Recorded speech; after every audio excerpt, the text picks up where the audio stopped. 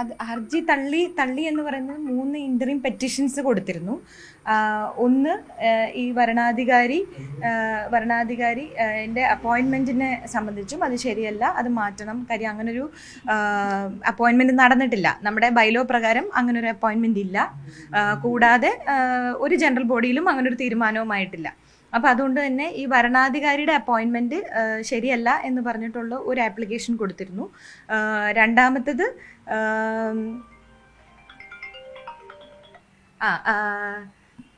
പെട്ടെന്ന് മറന്നുപോയി. 3 ആപ്ലിക്കേഷനാണ് കൊടുത്തിരുന്നത്. അതുപോലെ തന്നെ കോടതി ഇടപെട്ട് ഈ എലക്ഷൻ നടത്തണം എന്നുള്ളതായിരുന്നു രണ്ടാമത്തത്. മൂന്നാമത്തത് എൻ്റെ ആപ്ലിക്കേഷനായിരുന്നു. ഈ ഭരണാധികാരിയുമായി ബന്ധപ്പെട്ട് ഉണ്ടായിരുന്ന എൻ്റെ ആപ്ലിക്കേഷൻ. ഈ 3 കാര്യമാണ് ഇപ്പോൾ തള്ളി എന്ന് പറയുന്നത്. ഇതിൽ എൻ്റെ നോമിനേഷൻ തള്ളിയതിന് ഇതുവരെ വന്നിട്ടില്ല.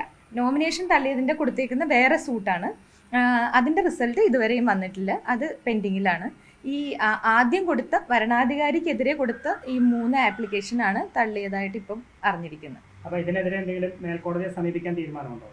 ഇനിയിപ്പം നാളെ ഇലക്ഷൻ ആയതുകൊണ്ട് ഇനിയിപ്പം പെട്ടെന്ന് അതിൻ്റെ ഇതുണ്ടാവില്ല. പക്ഷെ എന്തായാലും ഞാൻ അതിൻ്റെ തുടർ നടപടികൾ വക്കീലുമായിട്ട് ആലോചിച്ച് എന്താണ് ചെയ്യേണ്ടത് നിയമോപദേശം നോക്കിയിട്ട് ചെയ്യുന്നതായിരിക്കും. ഇനി എന്താണ്?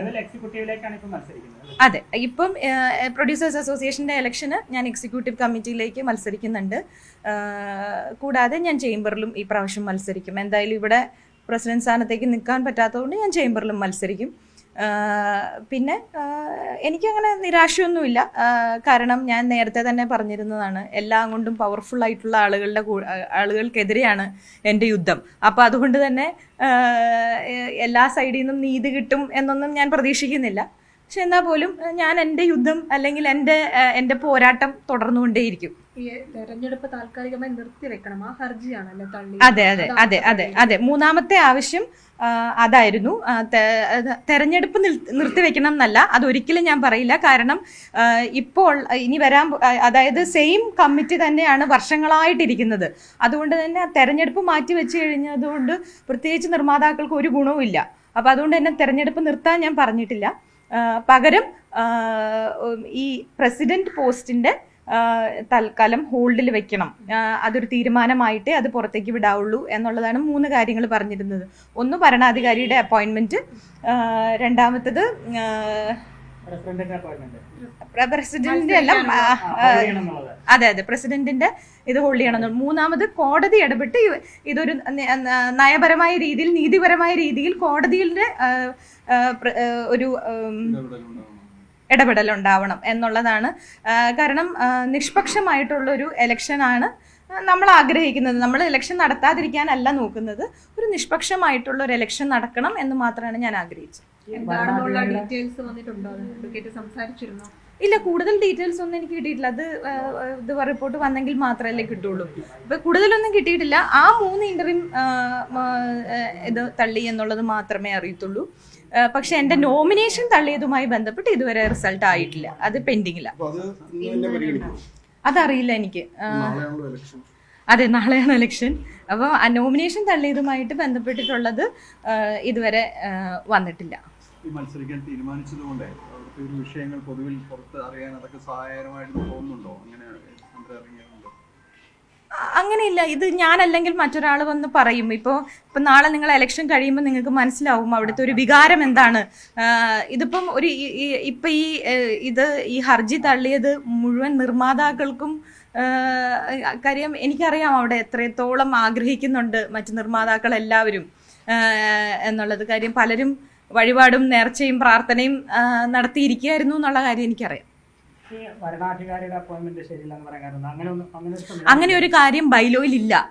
ബൈലോയിൽ ഒരു വരണാധികാരിയെ വെക്കാൻ പറഞ്ഞില്ല. ആ സമയം ചേംബറിന്റെ ബൈലോയിൽ അതുണ്ട്. പ്രൊഡ്യൂസേഴ്സ് അസോസിയേഷന്റെ ബൈലോയിൽ അങ്ങനെ ഒരു കാര്യമില്ല. അല്ല, ഇത് 2002 മുതൽ വരണാധികാരി ഉണ്ടായിരുന്നു. പക്ഷേ ഇത് ജനറൽ ബോഡി ആക്സെപ്റ്റ് ചെയ്തൊരു കാര്യമല്ല. അങ്ങനെ ഒരു സംഭവം നടന്നിട്ടില്ല. പക്ഷേ കോടതിയിൽ അവർ 2014 അങ്ങനൊരു ജനറൽ ബോഡി സമ്മതിച്ചു എന്ന് പറഞ്ഞുകൊണ്ട് മിനിറ്റ്സിൽ എഴുതി ചേർത്ത് ഇവർ കൊണ്ട് ഇപ്പോൾ അവസാനം അതിപ്പോൾ ലാസ്റ്റ് കഴിഞ്ഞ ദിവസമാണ് കൊണ്ട് സബ്മിറ്റ് ചെയ്തത്. അത് എഴുതി ചേർത്ത ഒരു കള്ള തെളിവായിരുന്നു. അല്ല, ഞാൻ ചോദിക്കുന്ന അപ്പൊ കാര്യം പ്രൊഡ്യൂസേഴ്സ് ആരും അറിഞ്ഞിട്ടില്ല അങ്ങനെ ഒരു കാര്യം. ഇതിന് മുമ്പ് നടന്ന ഇലക്ഷനുകളൊക്കെ ഇപ്പൊ ഭരണാധികാരി ഇല്ലാതെയാണോ നടന്നത്? അല്ല, 2002 മുതൽ ഭരണാധികാരിയെ വെച്ചാണ് നടത്തിയിരിക്കുന്നത്.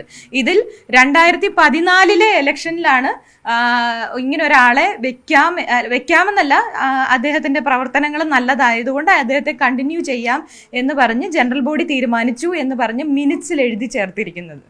അതിനുശേഷം മുതൽ അങ്ങനെ ഇത് നടന്നുകൊണ്ടിരിക്കുകയാണ്. ഇപ്പൊ ആദ്യം പെറ്റീഷൻ കൊടുക്കുന്ന ആദ്യമായിട്ടാണ്. അതെ അതെ ചോദ്യം ചെയ്യപ്പെടുന്നത്. അതെ അതെ നാമനിർദ്ദേശ പത്രിക തള്ളിയതിനെതിരായിട്ടുള്ള ഹർജിയിൽ ഇപ്പോഴും തീരുമാനമായിട്ടില്ല. അപ്പൊ ഇപ്പൊ നിലവിൽ എക്സിക്യൂട്ടീവ് കമ്മിറ്റിയിലേക്ക് അതെ മത്സരിക്കുകയാണ്. നടക്കുന്നു. അതെ അതെ മറ്റു കാര്യം അപ്പം പിന്നീട് തീരുമാനം വരും. അതെ തീർച്ചയായിട്ടും മത്സരിക്കാൻ തീരുമാനിച്ചിട്ടുണ്ട്. ഉണ്ട്. ചേംബറിൽ അടുത്തിലുണ്ടായ രാജികൾ താങ്കളെ സപ്പോർട്ട് ചെയ്തതുകൊണ്ടാണ് ചില സംസാരങ്ങളൊക്കെ ഉണ്ട്. അത് അദ്ദേഹം തന്നെ പറഞ്ഞല്ലോ ആരൊക്കെയാണ് ഇതിന്റെ പിന്നിലെന്നും എന്താണ് നടന്നതെന്നും അതിൻ്റെ ഉള്ളിൽ നിന്ന് തന്നെ. ഞാൻ ഇത്രയും നാളും ഈ വന്ന് പറഞ്ഞതെല്ലാം സത്യമായിരുന്നു എന്നുള്ളത് അതിൻ്റെ ഉള്ളിൽ നിന്ന് തന്നെ ഒരാൾ ഇറങ്ങി വന്ന് പറഞ്ഞില്ലേ. ഇനി അതിൽ കൂടുതൽ ഞാൻ എന്താ പറയണ്ടേ? കൊടുത്തിട്ടില്ല, ഞാൻ കൊടുക്കും. ഈ പ്രാവശ്യം ചേംബറിൽ പ്രസിഡന്റ് സ്ഥാനത്തേക്ക് ഡിസ്ട്രിബ്യൂട്ടർ വിങ്ങിൽ നിന്നുള്ള ആൾക്കാരായിരിക്കണം പ്രസിഡന്റും ട്രഷററും സ്ഥാനത്തേക്ക്. അതുകൊണ്ട് തന്നെ വേറെ ഏതെങ്കിലും ഒരു കീ പോസ്റ്റിലേക്കായിരിക്കും ഞാൻ കൊടുക്കുന്നത്. ഒന്നില്ലേ സെക്രട്ടറി അല്ലെങ്കിൽ വൈസ് പ്രസിഡന്റ്, അങ്ങനെ ഏതെങ്കിലും ഒരു കീ പോസ്റ്റിലേക്കായിരിക്കും കൊടുക്കുക. സാന്ദ്ര പറഞ്ഞത് പ്രകാരമാണെങ്കിൽ ഇനിയും കൂടുതൽ പൊട്ടിത്തെറികളും കാര്യങ്ങളും എല്ലാം തന്നെ സംഘടനകൾ പ്രതീക്ഷിക്കാവുന്നതാണ്. കൂടുതൽ അംഗങ്ങൾ വൈകാതെ ഉണ്ടാവുക. ആ പൊട്ടിത്തെറിയേക്കാൾ അപ്പുറം അതല്ല അവിടെ വേണ്ടത്. അവിടെ വേണ്ടത് ഒരു മാറ്റമാണ്. ആ മാറ്റം വന്നു കഴിഞ്ഞാൽ ഇങ്ങനെ വന്ന് ആരും വിഴുപ്പലക്കാനും നിൽക്കില്ല, ഇങ്ങനെ ഒരു പ്രശ്നങ്ങളും ഉണ്ടാവില്ല. ഈ മാറാതെ വർഷങ്ങളായിട്ട് 10-25 വർഷമായിട്ട് ഒരു അസോസിയേഷൻ ഒരു അസോസിയേഷൻ അല്ല. നിങ്ങൾ ശ്രദ്ധിച്ചാൽ അറിയാം എപ്പോഴാണ് ശ്രീ സുരേഷ് കുമാർ എൻ്റെ നേരെ കൈ ചൂണ്ടി വന്നത് എന്ന് ശ്രദ്ധിച്ചാൽ അറിയാം. ചേംബറിലും നിങ്ങൾ തന്നെയല്ലേ ഇരിക്കുന്നത് എന്നുള്ള എൻ്റെ ചോദ്യത്തിൽ നിന്നാണ്. അത് എല്ലാ അസോസിയേഷൻസിലും ഒരേ ആളുകൾ തന്നെ വർഷങ്ങളായി ഇരിക്കുന്നതിൻ്റെ പ്രശ്നങ്ങളാണ് ഈ കാണുന്നതൊക്കെ. അപ്പോൾ ഒരു മാറ്റം അനിവാര്യമാണ്. അത് ഈ പ്രാവശ്യത്തെ ഇലക്ഷന് അത് പ്രതിഫലിക്കും എന്ന് തന്നെയാണ്. ഇപ്പം ഞാനില്ലെങ്കിൽ പോലും വേറെ മത്സരാർത്ഥികളുണ്ടല്ലോ.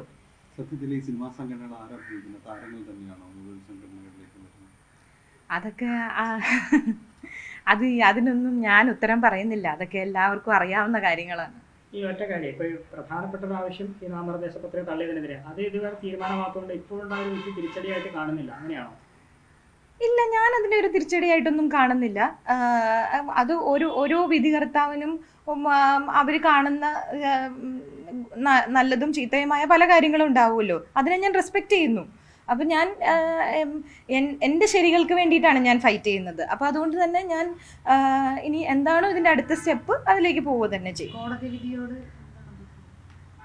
ഞാനതിനെ ബഹുമാനിക്കുന്നു, ഞാനതിനെ ആക്സെപ്റ്റ് ചെയ്യുന്നു. നിരാശയുണ്ട്, വേദനയുണ്ട്. പക്ഷെ എന്നാൽ പോലും ഞാൻ അടുത്ത സ്റ്റേജിലേക്ക് പോകാൻ തയ്യാറായി തന്നെയാണ് നിൽക്കുന്നത്. പോരാട്ടത്തിൽ വലിയ തോതിലുള്ള പിന്തുണ കിട്ടുന്നില്ല എന്ന് തോന്നുന്നുണ്ടോ സിനിമാ ഫീൽഡിനകത്ത് നിന്ന്? അത് ഞാൻ പ്രതീക്ഷിക്കാൻ തന്നെ പാടില്ലല്ലോ. അങ്ങനെ ഒരു പിന്തുണ ഞാൻ കാര്യം സിനിമയാണ്, എല്ലാവരും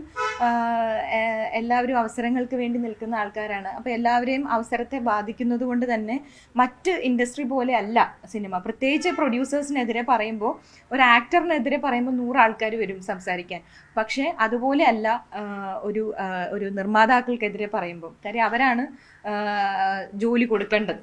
അപ്പോൾ അതുകൊണ്ട് തന്നെ ഞാൻ ആർക്കെതിരെയാണ് സംസാരിക്കുന്നതെന്ന് വ്യക്തമായ ബോധ്യം എനിക്കുണ്ട്. അതുകൊണ്ട് തന്നെ ഞാൻ പറഞ്ഞത്, ഞാൻ ഇതിനു മുമ്പും പലപ്പോഴും പറഞ്ഞിട്ടുണ്ട്, പണം കൊണ്ടും ഇൻഫ്ലുവൻസ് കൊണ്ടും പൊളിറ്റിക്കൽ ഇൻഫ്ലുവൻസ് കൊണ്ടും എല്ലാം ഏറ്റവും ഉന്നതരായിട്ടുള്ള ആളുകളാണ്. അപ്പോൾ അതുകൊണ്ട് തന്നെ ഞാൻ എല്ലായിടത്തും ജയിച്ചോളണമെന്നില്ല. അത് തോൽവിയിൽ നിന്നാണല്ലോ നമ്മൾ അടുത്ത ജയങ്ങളിലേക്ക് എത്തുക. ഇതെന്നെ കൂടുതൽ ശക്തയാക്കുന്നു എന്ന് എനിക്ക് പറയാനുള്ളൂ. പിന്നെ ഞാൻ മത്സരിക്കുന്നതല്ലേ.